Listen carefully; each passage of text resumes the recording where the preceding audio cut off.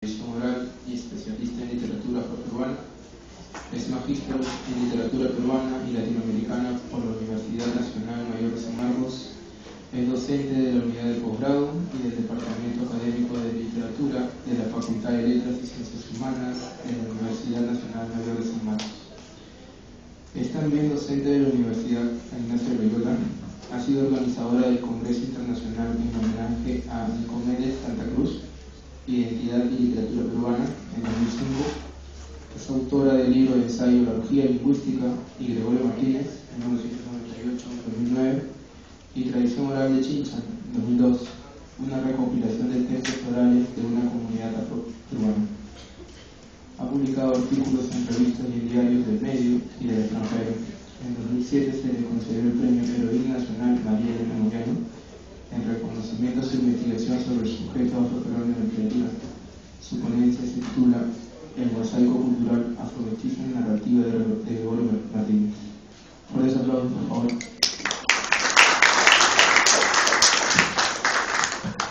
Buenas noches. Gracias por la amable presentación. También quiero agradecer a los organizadores por esta oportunidad de volver a Gregorio Martínez y en una mesa especial sobre el tema. Creo que es la segunda vez que nos encontramos en una mesa y ahora sí puedo decirlo, ustedes lo han escuchado. Hay muchas ideas que discrepan. Sería bueno comenzar. Empecemos entonces la ponencia. Gregorio Martínez ya es conocido por ustedes, es integrante del grupo Natación, participa desde la década de 70, mayormente se ha preocupado de representar el mundo rural de la costa sur, sobre todo una localidad muy al sur, en medio del Arenal, que se llama Coyungo, que es justamente la tierra donde reside. Los personajes que por lo general elige para su narrativa, como cuentos y novelas, son siempre negros, mestizos, campesinos, peones, es decir, trabajadores del campo privado.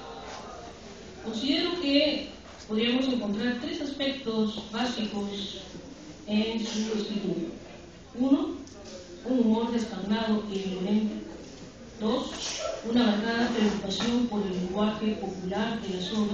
Y tres, un sensualismo desbordante. La narrativa de Gregorio Martínez también la podríamos dividir en etapas. Una primera etapa podría considerarse de repente de búsqueda, sobre todo de estrategias, de un lenguaje,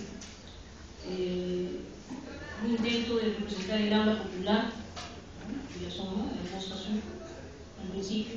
Eso podríamos observarlo en su primera entrega, libro de cuentos Tierra de Cantalenta, y sobre todo la novela Cantos y Libros, tan discutible entre narrativa, entre novela y testimonio, o camino entre las dos en todo caso. Un segundo momento tiene que ver con un grupo de textos que él ha ido publicando más bien ya a partir de la lejanía, ¿no? De la elegancia, estando en Estados Unidos. A eso pertenece la novela de Turín, de sus grupos de amor, por ejemplo, Crónica de músicos sorianos, una novela de discusión, Biblia de Morango, que regresa, por ejemplo, a los vocablos populares. Es un intento de hacer una especie de lexicón de repente, ¿no? Hay efemidismos también, que no aparecen en el diccionario de Juan Romero, por ejemplo, ¿no? Que son propios locales, que vale la pena rescatar y lograr. También podríamos encuadrar en esta etapa 4 cuentos eróticos de Caribe y Libro de los Espejos.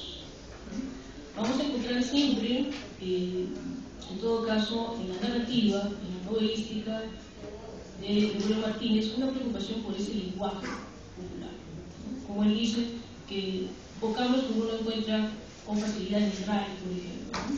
Pero que son propios del habla, ¿no? Del costeño, del sur. Este trabajo tiene por propósito hacer una relectura cuestionadora y paródica del pasado. El pasado esclavitud, el tiempo de la colonia y parte de la república. Y por otro lado, me parece que la novela de Crónica de Músicos y Diablos construye, ¿no?, de manera irónica, paródica, ¿no es cierto?, burlándose siempre con un lenguaje muy especial, se burla también de ese pasado histórico y contribuye también de otra manera a una imagen distinta, innovadora del sujeto afroperuano, a la vez que también se reafirma una identidad. Vamos a poder observar que este humor, esta ironía que es constante, no solamente en esta novela, sino en el resto de la narrativa de Gregorio Martínez, también tiene que ver con conflictos interraciales y sociales. En esta novela en particular hay una genealogía de la familia Guzmán y vemos el proceso de mestizaje de la sociedad peruana representada, descrita en la novela. Es lo que considero una metáfora, ¿no?, la metáfora del mosaico cultural y étnico. Aquellos que han leído la novela y aquellos que no, los invito para leerla. Tiene dos partes bien concretas en la estructura. Hay capítulos concretos que se refieren al pasado, un pasado esclavista. Y para no repetir el argumento anterior, me quiero concentrar solamente en este conjunto de capítulos, de solamente dos momentos. Más allá de la descripción de Lima, descrita como una villa, el barrio del Pecho de los Esclavos, sino dos momentos, dos hechos históricos que son curiosamente representados, descritos en la novela. Una tiene que ver con la Palenque, ¿no?, ese espacio donde huyen los esclavos, ¿no?, y tienen ellos sus propias normas, sus propias reglas, ¿no?, tienen toda una vida libre aparentemente, pero con su propio código, ¿no?, tanto cultural como un código, digamos, moral. Entonces, esta Palenque de Huachipa está en las afueras de la ciudad, ¿no?, de Lima, y hay una cierta organización entre ellos.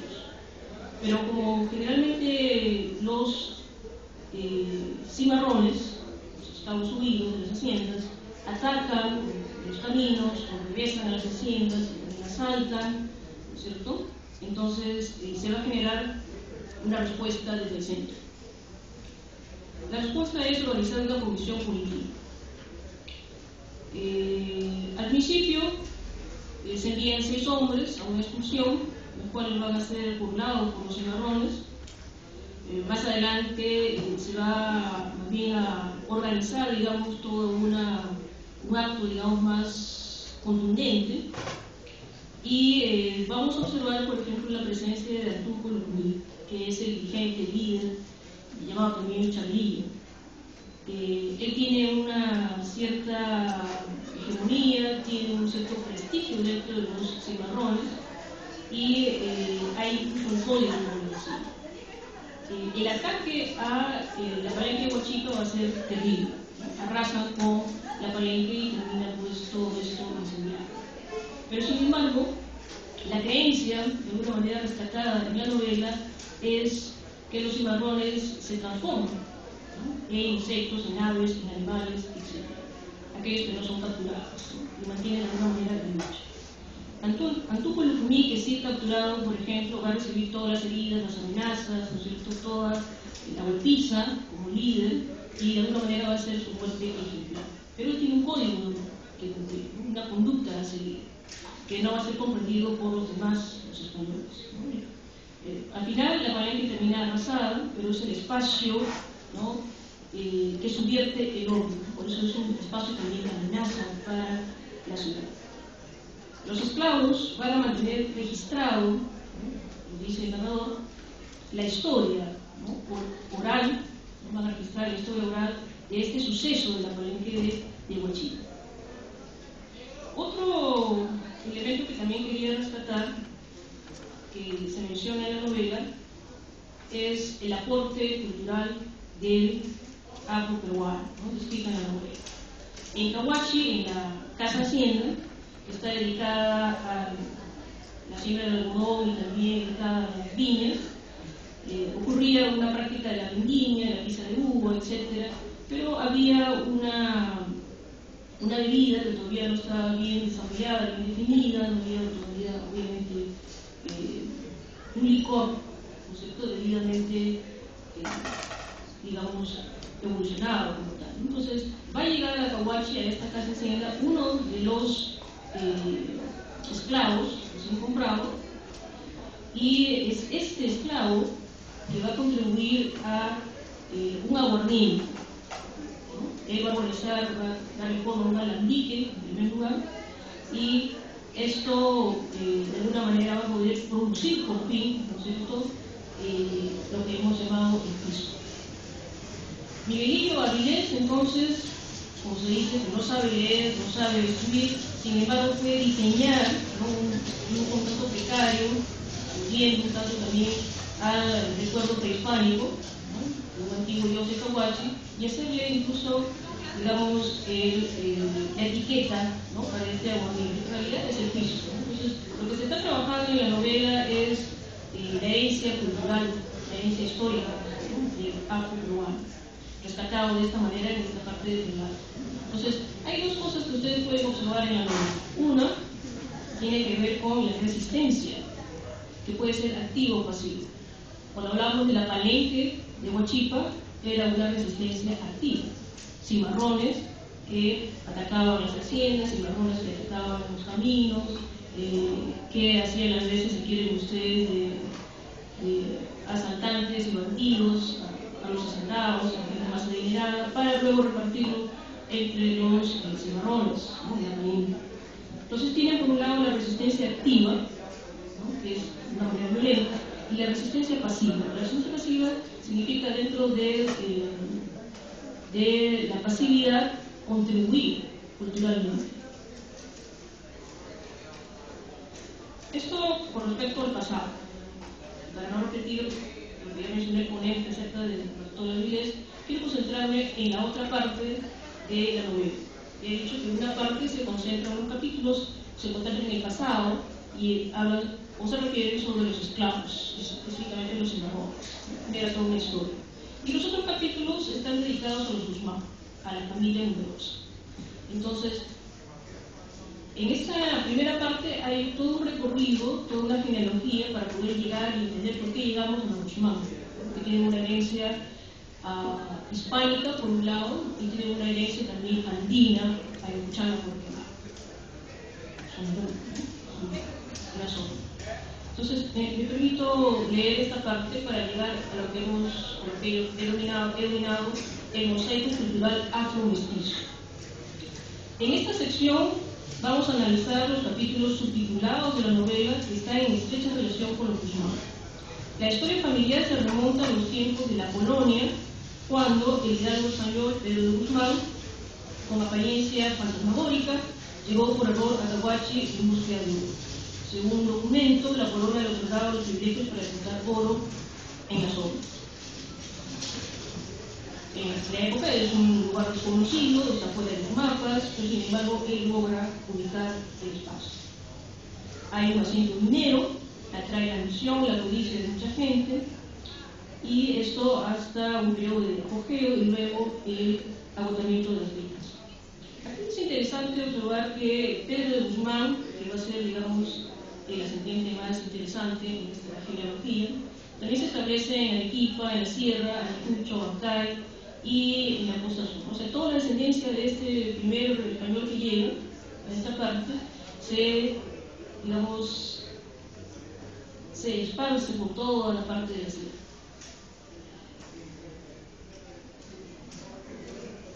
Cuando llegamos a la genealogía de los Guzmán, por fin, ¿cierto?, aparece Humacinga, ¿no?, que es el padre de los Guzmán. En la historia familiar, la historia, digamos, amorosa de la pareja inicial, el porcino Rata Bartola, Avilés y Nazca, y de esta unión, como se mencionó, para tener 25 hijos, ¿no?, todos varones. En la novela se describe progresivamente y con mucho detalle, ¿no?, las cualidades de cada uno, ¿no?, siempre de manera hiperbólica, bastante exagerada. Luego tenemos, por ejemplo, esta idea, ¿no?, de la pensión vitalicia, que se supone que está normado por ley, pero queda más bien como una noticia, ¿no?, que viene de la ciudad.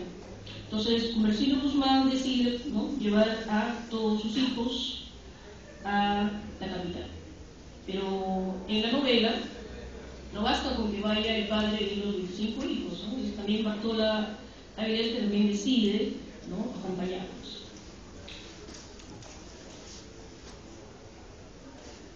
En el viaje que se hace por la costa, de sur a norte en todo caso, en este momento, se atraviesa una serie de ciudades, pequeños pueblos, haciendas, caseríos, valles, ¿no? Y se va observando un conjunto de personajes que corresponden también a diferentes grupos sociales, étnicos, raciales, ¿no? Hay toda una heterogeneidad en este espacio, ¿no?, que recorren los Guzmán, que enriquece justamente la novela. De Cahuachi a Lima, atravesando la costa, entonces se llega, ¿no?, y se conoce, ¿no?, se hace un reconocimiento de esta realidad peruana. Pero no es el único viaje, ¿no? Habría que mencionar que en el segundo viaje es ya no a lo largo de la costa, sino de costa a la sierra. Pero eso lo vamos a referir más adelante. En esta primera etapa del itinerario, los Guzmán aparecen tempranamente, se aparece describiendo tempranamente Cahuachi, ¿no? Apenas es un caserío de ranchos, de camiso, puedo citar también que es una franja de cultivos de algodón, de viñedos. Un Cahuachi descrita en la novela es un espacio muy pequeño, ¿no es cierto? Un espacio empobrecido, ¿no? Hay una cierta decadencia de la hacienda. En los alrededores también hay pequeños poblados, mayormente es una agricultura de pan llevar, crianza doméstica, ¿no es cierto? Por eso que también se destaca en la novela esta idea de los lamperos, ¿no? Los Guzmán son unos pobres lamperos, se dice, ¿no es cierto? No tienen mayor, digamos, ocupación, no tienen mayor conocimiento, etc. El mismo Gumersindo Guzmán es un locatario, es un trabajador de campo, tiene una pequeña parcela, trabaja el algodón, por ejemplo, plantas comestibles, etc. En la novela de Martínez van a aparecer varios espacios en esta descripción, en ese viaje que ellos hacen de Cahuachi a Lima. El desierto, ¿no?, la fauna, la flora, con sus nombres peculiares, ¿no?, sus nombres característicos, ¿no? Hay plantas comestibles, medicinales, hierbas, flores, árboles, ¿no?, que se van mencionando, como el marango, por ejemplo, ¿no?, característico de la costa. Una vez llegada a la ciudad, es extraña ver esta imagen, ¿no es cierto?, de, en todo caso, una recua de negros, ¿no?, montando un burro, y llama la atención, ¿no?, a toda la población de la ciudad, de la capital. Siempre dentro de la descripción de los personajes, tanto españoles, tanto peruanos o de cualquier tipo, siempre se describe con cierta ironía, ¿no?, con cierta burla, ¿no? Cuando se presentan al presidente, finalmente este decide, bueno, nombrar los hijos predilectos del Estado, darles simplemente un documento, pero había que otorgarles, como ellos exigían, una pensión, lo cual no va a hacer. Entonces va a entregarles un conjunto de instrumentos envejecidos, ¿no?, y un poco más de una semana ellos van a aprender, ¿no?, el manejo de los instrumentos. De modo que cuando regresan, otra vez es recorrido en todo caso desde la ciudad por la costa sur, y van avanzando en el trayecto, van practicando, van manejando, dominando, ¿no es cierto?, los instrumentos, y se convierte en una gran banda, tanto así que puede competir con otras y vencerlas, ¿no? Entonces, este dominio de la música, de los instrumentos, hace que vayan convirtiéndose ellos en los grandes músicos de Cahuachi, ¿no? Hay una gran connotación de ellos. El éxito entonces que van logrando, curiosamente porque tocan, y exige siempre el público, una marinera norteña, cualquier viejo, ¿no? Y ellos siempre están tocando y empieza a pedir el público. Pero el éxito es tan grande que noticias de los grandes músicos de Cahuachi llegan a la sierra, a un pueblo llamado Sondón, justamente donde en la otra parte de la novela, por poner esclavos y cimarrones, se había mencionado que uno de los herederos había llegado hasta Sondón. Entonces, esta vez el viaje es de costa a sierra. En los Andes el recibimiento es bastante contradictorio. El narrador nos va a decir que nunca antes se había visto un negro en la sierra, por lo menos en esa localidad de Sondondo, y se asustan, tienen un tanto de pesar, no saben que los músicos sean negros, entonces tienen ciertas reticencias. Pero como ellos tocan los instrumentos y otra vez vuelven a la marinera, entonces eso hace que haya una cierta aceptación, ¿no? Y la fiesta, ¿no?, continúa en todo caso. Una imagen que curiosamente se va a tratar de escamotear, ¿no es cierto?, de construir en la novela, es esta de considerar al negro como gallinazo. Y eso de gallinazo no canta en cuna, se menciona en la novela. Y curiosamente se menciona también otro elemento, ¿no? Si los Guzmán también tienen esta herencia andina, ¿no?, emparentados también con familia de Sondondo, viejos hispanos, entonces no debía tener eso. Efectivamente no va a sufrir ninguno de estos problemas, ¿no? Y ellos van a continuar la fiesta durante varias semanas, ¿no? En la construcción constante, ¿no?, de estas imágenes, estas descripciones, ¿no?, que mayormente discriminan, ¿no?, a los afroperuanos. Entonces hay que considerar siempre la ironía, ¿no?, del lenguaje, la burla, ¿no?, el intento de construir, ¿no? Bueno, otra imagen que por ejemplo aparece en la novela estando ellos en la sierra es diablos, ¿no? Se les considera diablos, se les considera de repente emparentados o de repente en pacto con el demonio, ¿no es cierto? Pero al demostrar ellos sus dotes de músicos de cahuachi, más bien estas imágenes un tanto exageradas, hiperbólicas, ¿no es cierto?, son realmente construidas. Lo que vamos a ver, una constante en la crónica de músicos y diablos en la descripción de los Guzmán, es un conjunto efectivamente de imágenes que enfatizan el color de la piel, marcan la diferencia de este otro, pero hechas también en un tono sarcástico, un tono irónico, burla, ¿no es cierto?, como un intento de construir el sentido más bien de ese lenguaje racista discriminador, ¿no? Hay una constante burla, ¿no? Eso es permanente. Por eso también el título, ¿no?, Crónica de músicos y diablos, ¿no?, muy gusto. Lo que ocurre con los Guzmán en la novela es que se tratan de personajes que subvierten el orden de lo establecido, pero lo hacen por medio de la música. Y hemos dicho que antes eran considerados simples campesinos, simples hombres de campo, ¿no es cierto?, lamperos, pobres, ¿no?, o empobrecidos, ¿no?, pero ahora se convierten en los grandes, ¿no?, y afamados músicos de cahuachi. Entonces hemos cambiado de estado, hemos cambiado, ¿no es cierto?, de categoría. Algo también que es interesante observar, además de la descripción de Guzmán, en estos viajes que he mencionado, sea por la costa o de la costa a la sierra, es la descripción de los otros personajes, ¿no? Gregorio Martínez siempre se ha preocupado por hacer una representación de los sectores empobrecidos, los sectores populares del país, en toda su narrativa. Entonces vamos a observar trabajadores, por ejemplo, de Guano, de Pisco, aymaras que bajan a la costa a trabajar, por ejemplo, gente que trabaja también en las dunas, en la costa, indios que trabajan, ¿no?, en las haciendas, mistis ganaderos que bajan de la sierra, ¿no? Un conjunto de personajes que también trabajan en los cañaverales, en la explotación del azúcar, etc. Entonces siempre hay esta constante, esta permanente descripción de este colectivo, ¿no?, un tanto anónimo, pero un colectivo trabajador, pujante, ¿no es cierto?, anónimo de repente, pero presente en la novela. La imagen del viaje adquiere entonces otra significación, ¿no?, más bien permite descubrir, ¿no?, la realidad adversa, conflictiva y desigual, ¿no? Esto se logra contundentemente en la novela. Entonces, en la representación del mundo rural costeño, andino, que es lo que se observa, vamos a poder también ver con claridad cómo desfila un conjunto de personajes de diferentes etnias, culturas, grupos sociales, etc. No solamente son costeños, no solamente son andinos, también son quechoblantes, son migrantes orientales, etc.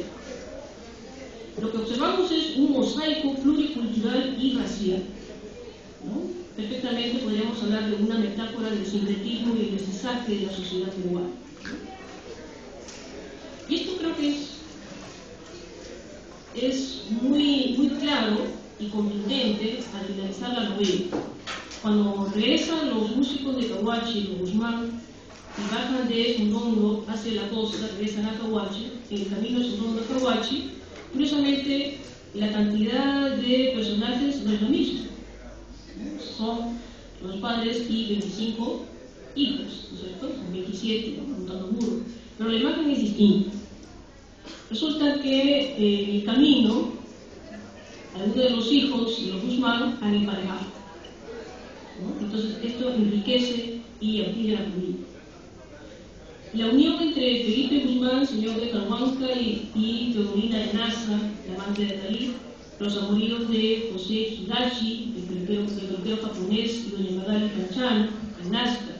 Y habría que agregar, ¿no es cierto?, estos, digamos, relaciones o matrimonios, incluso interétnicos, ¿no es cierto? Pero también sucede cuando Bartolo Avilés va a revisar, mira atrás, la catafila de negros, como dice, ¿no? Mira hacia atrás y se da cuenta que ya no son, pues, simplemente 27 los que están montando muro, y se da cuenta de que todos sus hijos, Santiago y Jesucristo, vienen acompañados de dos comunidades de su nombre, ¿no? Entonces, aquí está esta relación afro-andina, que enriquece también la novela y los personajes. En Crónica de Músicos y Diablos, entonces, de Gregorio Martínez, podemos ver al mismo tiempo un lenguaje hiperbólico, exagerado, sarcástico, siempre el pronombre, una parodia de la historia oficial, sobre todo del pasado, ¿no?, de la colonia y de la República, siglo XIX, digamos, es bastante irreverente. Y al final también se construye una imagen distinta del sujeto popular. Se puede representar una identidad, se puede representar todo un proceso de mestizaje, un sincretismo cultural, y esto propio de la sociedad peruana. Creo que habría que releer Crónica de Músicos y Diablos con más detenimiento y tomar atención a dos aspectos. Uno, el lenguaje, ¿no es cierto?, cómo se van deconstruyendo las imágenes, cómo se van describiendo los personajes, ¿no?, de manera burlesca, ¿no es cierto? Y por otro lado, tomar nota de este mosaico cultural, esta pluralidad, ¿no es cierto?, de voces, tanto también étnica y cultural. Yo creo que ahí está la riqueza, creo que ahí nos está dando la clave, de alguna manera, Gregorio Martínez, para hablar del tema de este evento, hablar de nación, hablemos de naciones, como menciona Gregorio Martínez. Hay una pluralidad, no una univocidad.